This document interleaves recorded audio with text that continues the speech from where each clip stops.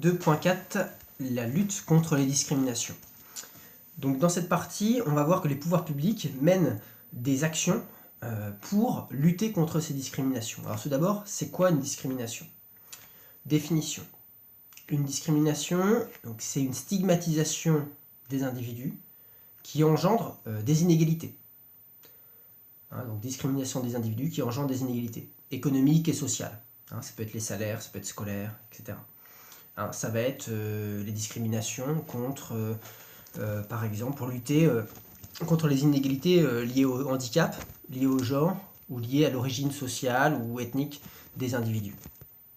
On va prendre à chaque fois un exemple. Sur le handicap, par exemple, il y a une campagne régulière de la HALD, la Haute Autorité de lutte contre les discriminations, pour dire que les personnes handicapées doivent être considérées pas seulement par rapport à leur handicap, mais aussi par rapport à toutes leurs qualités qu'ils ont au-delà du fauteuil roulant, par exemple.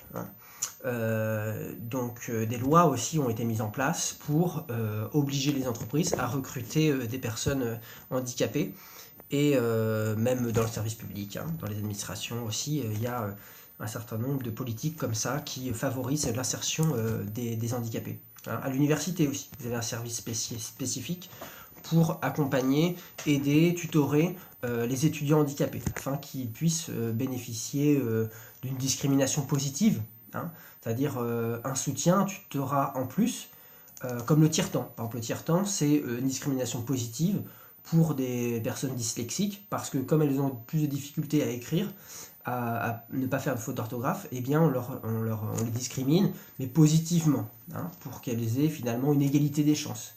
Tandis que s'il y avait une égalité totale de temps, par exemple, eh bien elles seraient discriminées du fait de leur difficulté, de leur handicap.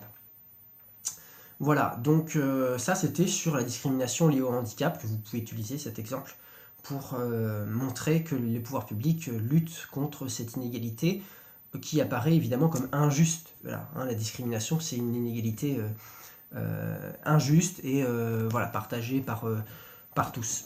Là, il n'y a pas de problème. Sur la question aussi, on va prendre du genre. On a vu il y a quelques mois une campagne de lutte contre les discriminations sur les femmes, parce que elles ont mené, les féministes, un combat pour dire à 14h30 on arrête de travailler, afin de montrer que on est 75%, on est payé à 75% d'un salaire d'homme. Donc en fait ça correspond dans notre journée comme si on s'arrêtait de travailler à 14h30, et le reste du temps qu'on passe dans l'entreprise, dans l'administration, c'est du temps gratuit pour l'employeur. Donc c'était une forme de protestation comme ça, que les féministes, que les femmes ont fait pour dénoncer ces conditions inégalitaires de traitement. Et puis, troisième type de discrimination positive, c'est la question des ZEP. Dans les zones d'éducation prioritaire, alors parfois ça a pris d'autres noms, eh bien l'État met plus de moyens. Les élèves sont un tout petit peu moins nombreux que dans les autres établissements, parce que c'est un public plus difficile, parce que c'est des élèves qui ont plus de difficultés. Et donc on va mettre davantage de moyens, davantage de professeurs, davantage d'encadrants pour mieux les aider et aboutir à une égalité des chances. Car c'est ce public-là qui, quand vous avez des difficultés d'alphabétisation, eh bien c'est plus difficile effectivement de faire une dissertation. Donc il y a besoin de plus de soutien que les autres. Donc cette discrimination positive, elle se profile dans les ZEP, mais aussi elle a été mise en place à Sciences Po Paris. Sciences Po Paris, c'est un exemple célèbre, a mis un système de quotas, un petit peu comme aux États-Unis, pour accueillir des élèves des ZEP justement, des zones d'éducation prioritaire ou de quartier. Et donc dans cette IEP Sciences Po Paris, eh bien ces jeunes de classe populaire ont pu réussir et avoir une ascension sociale. Donc ça aussi, ça a favorisé l'égalité des chances, même si au départ on fait une discrimination positive. On fait un traitement de faveur à certaines personnes qui sont discriminées dans la société, hein, que ce soit les handicapés, la question du genre, où on va par exemple mettre une loi sur la parité, hein, pour lutter contre la discrimination faite aux femmes dans le monde politique, et puis par rapport aux classes défavorisées, parce que l'école aussi n'est pas forcément un lieu égalitaire. C'est notre transition vers le 2.5, service public et inégalité. Alors, on a réfléchi à la protection sociale, on a réfléchi aux discriminations, on a réfléchi à la fiscalité.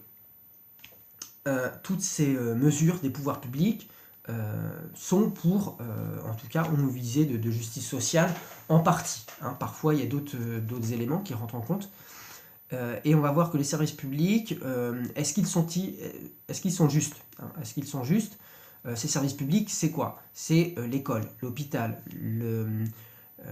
la protection sociale, les maisons de quartier, les lieux culturels, les transports, la poste, la SNCF. Bon, tous ces services publics sont égalitaires, hein, c'est un principe du service public, c'est la question de la neutralité et de l'égalité face aux patients ou aux citoyens ou à l'usager. Mais est-ce qu'il bénéficie, tout le monde bénéficie-t-il de ces services publics, hein? On peut dire que, en théorie, oui, mais on voit des inégalités tout de même. Pourquoi? Par exemple, si on prend les lieux culturels, les musées, même si le musée est quasi gratuit, eh bien, certaines classes sociales vont être surreprésentées, les classes favorisées, alors que les classes défavorisées vont beaucoup moins y aller. Donc, on met de l'argent dans des musées pour le patrimoine culturel de la France, mais hein, au niveau des prestations, si vous voulez, hein, des prestations patrimoniales, eh bien, c'est seulement les classes les plus riches qui vont en bénéficier. Donc, on peut dire, même si les plus riches payent plus d'impôts, c'est eux qui bénéficient le plus des services publics dans les lieux culturels. Donc, c'est pas tellement redistributif de ce point de vue-là. De la même façon, la SNCF développe de plus en plus les TGV et ferme des gares de proximité.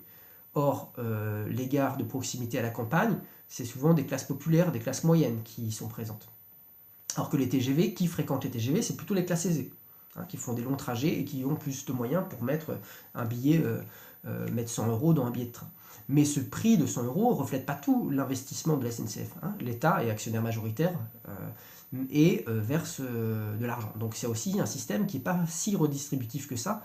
En tout cas, plus on investit dans les TGV et plus on fait des déserts régionaux à la campagne, eh bien, plus c'est anti-redistributif. Autre exemple, c'est la question de l'hôpital. On sait bien, on l'a vu dans le précédent chapitre sur les inégalités, qu'il n'y a pas égalité devant les spécialistes, devant les médecins. C'est-à-dire que les classes populaires vont moins se soigner que les autres, hein. On a donné les chiffres dans le dernier cours. Et donc, les hôpitaux, il y a de l'argent c'est légitime, hein, d'injecter de l'argent dans les hôpitaux pour avoir un bon service public de santé. Mais les classes populaires vont moins bénéficier de ces prestations sociales, hein. Voilà, et on va finir sur la question de l'école. L'école, je vais en dire 2-3 mots. Après, il y aura un dossier documentaire aussi sur l'école est-elle juste, où dans le débat, vous pourrez analyser ça. Donc, Bourdieu dit 3 choses. D'abord, les programmes scolaires ne sont pas neutres. Les programmes scolaires favorisent plutôt l'écrit et la culture savante.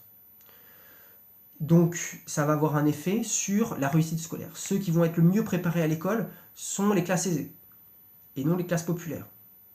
Ou dans la culture bourgeoise, il y a le souci de bien écrire, de la littérature, de bien utiliser les mots.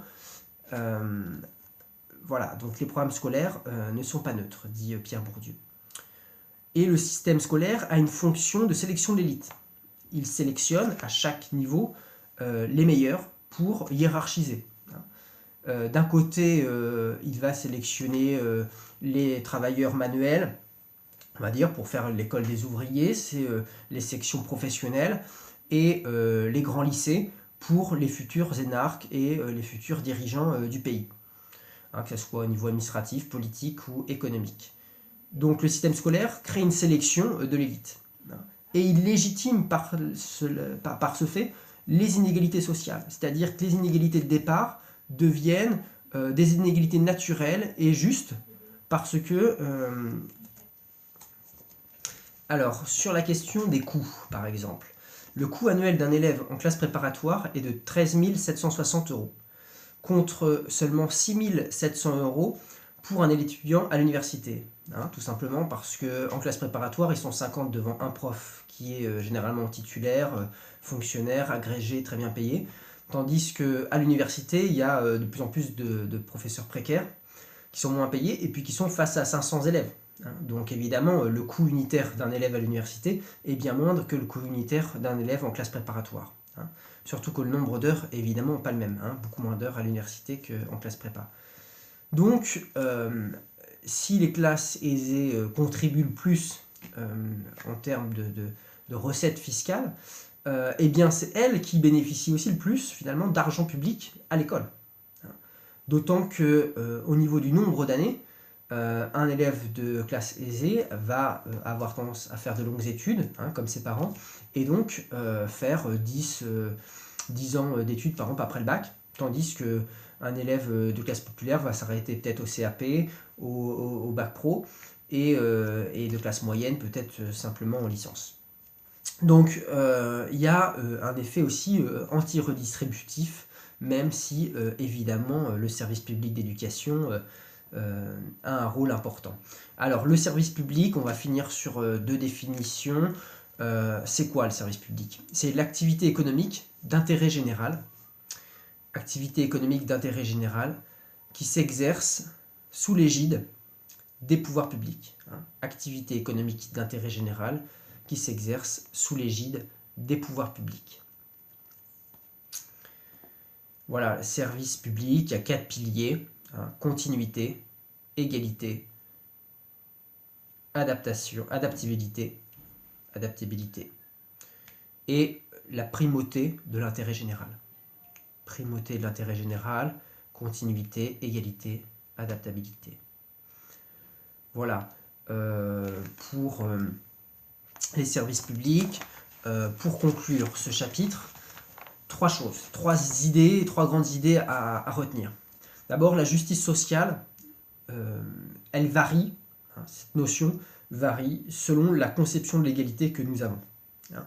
Si on prend dans les copies, vous devez savoir les 4 conceptions de l'égalité, hein, les libertariens, l'égalitarisme, Rawls et l'utilitarisme. Et en fonction de chaque courant, il va falloir dire ce qui est juste. Hein. Et au regard de ces 4 grandes catégories, eh bien, vous allez dire telle inégalité apparaît juste ou pas juste. Hein. Il ne s'agit pas évidemment de donner votre avis personnel, mais de se placer dans cette dimension, dans cette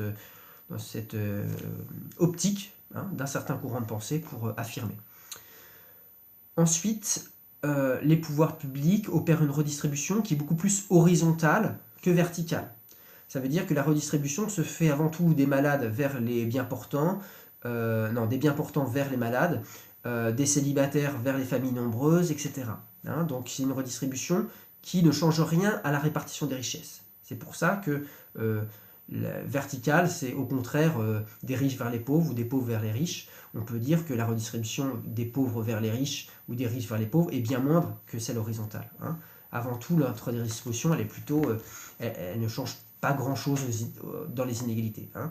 Elle permet quand même d'atténuer, hein, globalement, les études des économistes le prouvent, hein, elle atténue les inégalités. Hein. Le rapport interdécile après redistribution est plus faible. Troisième grande idée, la protection sociale est élevée en France, mais la fiscalité reste très peu redistributive. Hein. Et parfois, on peut dire que même les pouvoirs publics entretiennent des inégalités grâce à des impôts qui sont régressifs comme la TVA, ou alors à travers des impôts comme les taxes sur le pétrole, hein, sur l'essence. Voilà. Et puis la question de la lutte contre la discrimination, c'est aussi, ça permet quand même de lutter contre les inégalités, mais des inégalités là qui sont totalement injustes parce qu'elles sont liées à des attributs dus au hasard de la naissance. Hein. Donc retenez ça, la lutte contre les discriminations elle est promue par les pouvoirs publics en matière de sexisme, par exemple, hein, mais il y a encore beaucoup de discriminations qui existent aujourd'hui et qui sont même le fait de la classe politique, hein, par exemple, avec le discours sexiste et les agissements sexistes de Denis Baupin, ou bien l'andiphobie de François Fillon, puisqu'il a parlé plusieurs fois je ne suis pas autiste, je ne suis pas autiste. Bon, ça rend compte hein, d'une stigmatisation des autistes, hein, des personnes autistes. Et donc ça aussi, hein, c'est les discriminations, les stéréotypes, on la vie dure. Et c'est pour ça que la lutte contre la discrimination a de beaux jours devant elle, hélas. Voilà pour ce cours. On se retrouve en classe pour pouvoir analyser les dossiers documentaires et puis pour le débat du chapitre.